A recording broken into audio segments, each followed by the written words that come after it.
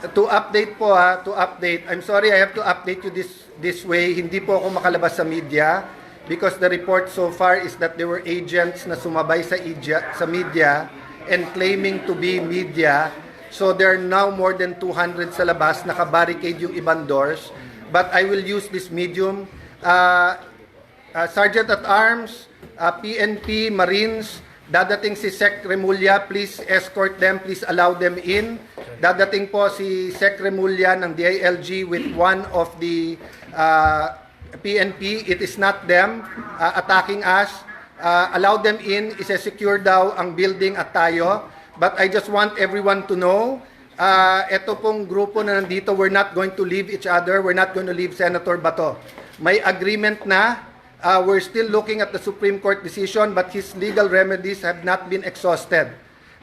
Sabi ng Supreme Court, binibigyan ng 3 days to comment. So we are relying on the law, relying on the Constitution, we are relying on the word of the NBI na hindi papasukin ang Senate na walang coordination. But again, nagkaputukan na po dito. We cannot let this pass. So, Osaa, I'm trying to call you. Papasukin nyo po si Secretary Remulla. He's here to help.